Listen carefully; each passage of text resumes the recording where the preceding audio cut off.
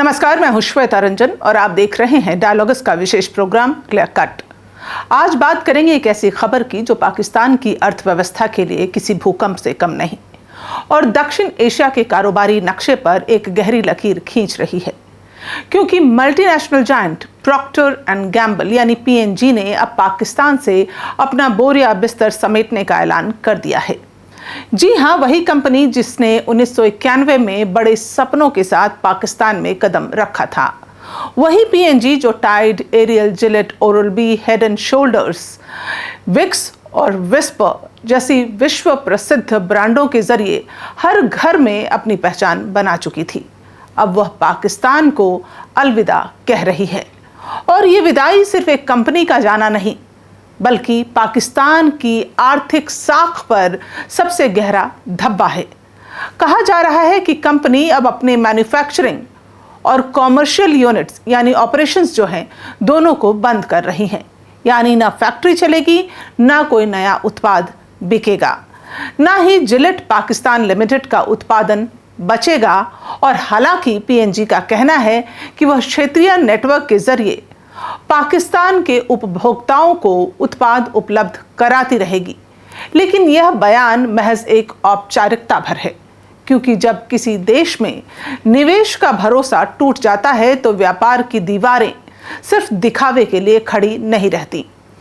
PNG की इस घोषणा के साथ ही एक बड़ा झटका पाकिस्तान के मजदूर वर्ग को भी लगा है, क्योंकि हजारों नौकरियों पर खतरा मंडरा रहा है।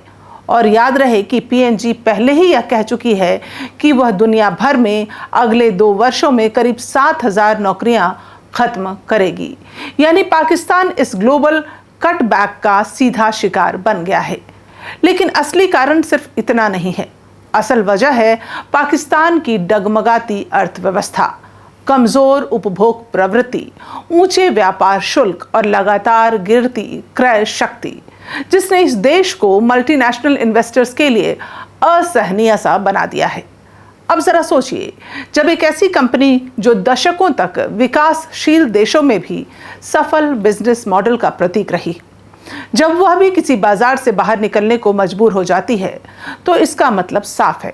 इसका मतलब होता है कि उस देश का कारोबारी माहौल अब रिस्क नहीं बल्कि रेड जोन में जा चुका है। पाकिस्तान के हालात ऐसे हैं कि विदेशी कंपनियां मुनाफा तो छोड़िए, अपना मूल पूंजी भी नहीं निकाल पा रही, क्योंकि वहां मुनाफे की रिपैट्रिएशन पर कठोर प्रतिबंध है। डॉलर की कमी है, बिजली महंगी है, इंफ्रास्ट्रक्चर जर्जर है और सरकारी नीतियां हर महीने बदलती हैं। जिलेट पाकिस्तान की आय बीते वित्तीय वर्ष में 50% तक गिर गई, और यह गिरावट किसी एक तिमाही का असर नहीं बल्कि पूरे साल की मंदी का प्रतिबिंब है, यानी रिफ्लेक्शन है। पीएनजी का जाना कोई इकलौता मामला नहीं बल्कि एक ट्रेंड है जो पिछले कुछ सालों से साफ दिख रहा है। शेल ने अपना कारोबार समेटा, फाइजर ने पाकिस्तान से हटने का फैसला किया, निर्णय लिया, टोटल एनर्जीज ने अपने ऑपरेशंस बंद किए, टेलीनॉर ने हिस्सेदारी बेच दी, और इन सब के बाद अब पीएनजी भी जा रहा है। यानी पाकिस्तान अब एक ऐसा देश बन गया है, एक ऐसा मुल्क बन गया है जहां ग्लोबल जायंट्स आकर ठहरते नहीं बल्कि जल्द से जल्द निकल जाने का रास्ता खोजने लगते हैं। और यही विडंबना है कि पाकिस्तान दुनिया का 5वां सबसे बड़ा जनसंख्या वाला देश होते हुए भी अपनी ही जनता के बीच उपभोग क्षमता पैदा नहीं कर पा रहा। यानी वहाँ चीज़ें खरीदी नहीं जा रही, क्योंकि महंगाई ने जेबें खाली कर दी हैं, बेरोजगारी ने उम्मीदें मार दी हैं और राजनीतिक अस्थिरता ने हर निवेशक, हर इन्वेस्टर का भरोसा तोड़ दिया है। पिछले साल ही पीएनजी ने पाकिस्तान में अपना सोप मैन्युफैक्चरिंग यूनिट बेच दिया था निमिर इंडस्ट्रियल केमिकल लिमिटेड को, और तब से ही संकेत साफ थे कि यह कंपनी अब बाहर निकलने की तैयारी में जुट चुकी है। लेकिन अब जब यह आधिकारिक घोषणा हुई तो पाकिस्तान के व्यापारिक जगत में सन्नाटा सा पसरा है, क्योंकि यह सिर्फ एक फैक्ट्री का बंद होना नहीं बल्कि एक विश्वास का टूटना भी माना जा रहा है। जिलेट पाकिस्तान के पूर्व सीईओ साद अमानुल्लाह खान ने भी कहा कि ये घटनाएं पाकिस्तान की सत्ता में बैठे लोगों के लिए एक वेकअप कॉल है, यानी अब जाग जाइए, क्योंकि अब झूठे विकास के दावों और खोखले भाषणों से अर्थव्यवस्था नहीं चलती।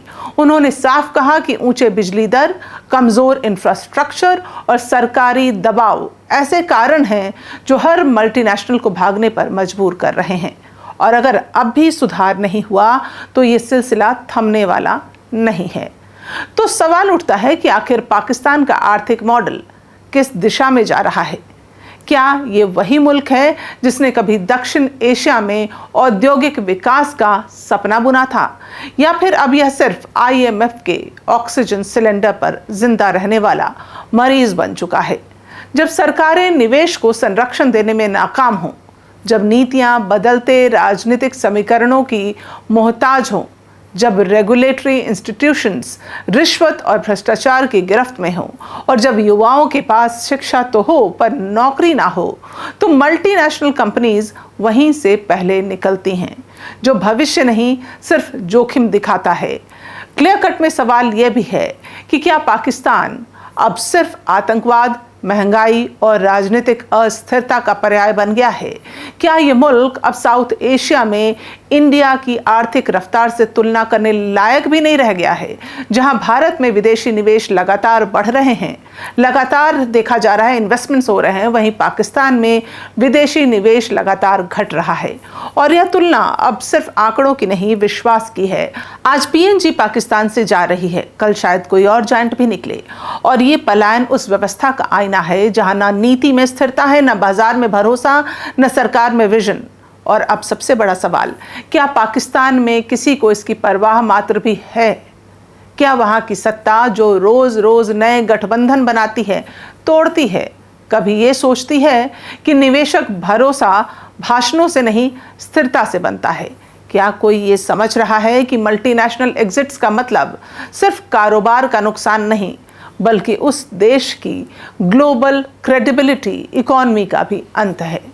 क्लियर कट में आज हम यही कहते हैं कि प्रॉक्टर एंड गैम्बल यानी PNG का पाकिस्तान से जाना एक कॉरपोरेट डिसीजन नहीं, एक इकोनॉमिक वर्डिक्ट है जो साफ कह रहा है कि पाकिस्तान की अर्थव्यवस्था अब ICU में है। इस देश में अब कारखाने नहीं, तालों की आवाज़ सुनाई देती है। इस देश में अब नौकरियां नहीं, बेरोजगारी की गूंज है। और इस देश में अब निवेशक नहीं, सिर्फ और सिर्फ हिचकिचाहट है। और यही सच्चाई है जो किसी प्रेस कॉन्फ्रेंस में नहीं कही जाएगी, लेकिन जिसे आज दुनिया देख रही है। जो क्लियर कट का आज का निष्कर्ष अगर हम समझें तो वो यही है कि पाकिस्तान अब मल्टीनेशनल्स का गंतव्य नहीं बल्कि गड्ढा बन गया है, जहां निवेश डूबता है, कंपनियां भागती हैं और सरकारें बहाने बनाती हैं। और जब तक ये हकीकत बदली नहीं जाती, तब तक PNG जाए या कोई और फर्क नहीं पड़ेगा, क्योंकि बीमारी इलाज नहीं चाहती, वो डिनायल में जी रही है। और यही पाकिस्तान की सबसे बड़ी त्रासदी है।